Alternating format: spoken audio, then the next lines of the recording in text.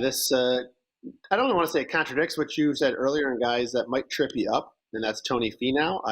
His price is where your worry is, but I don't think you necessarily would argue that he should expect to play well in the field. Just is the value there. Usually, Andy, I zero in on guys that are returning, some in the neighborhood of 3-1, and a lot of times higher if you're going to the top 10 market. But this week, I was struggling to find the guy I really like because there's just not a lot of players with really a decent course history here over several years. So Finau does have that.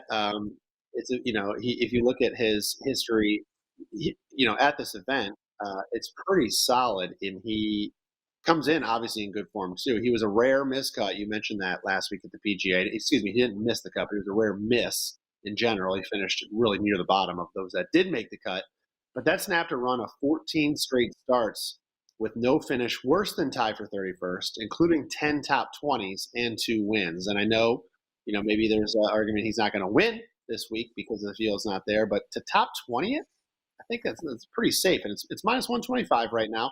I like that price. Last week was the first time Finau lost strokes on approach this season. And the first time in over a year, Andy. The last time it happened was the Wells Fargo Championship in May of 22. I already mentioned that I'm zeroing in on that statistic this week, approach numbers, and he hasn't. We'll call last week an anomaly. Everybody can have an anomaly, especially at a golf course that difficult. That snapped a run of 24 straight starts, which he gained on approach. It's a big reason for success in this event.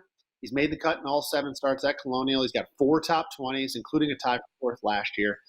Additionally, Tony can roll the rock pretty well. He ranks 14th in putting average per green in regulation, and he's 7th in scoring average. So, again, maybe not the best pricing this week, but I do think he's going to have a solid week. Top 20 is minus 125. Top 10 plus 170.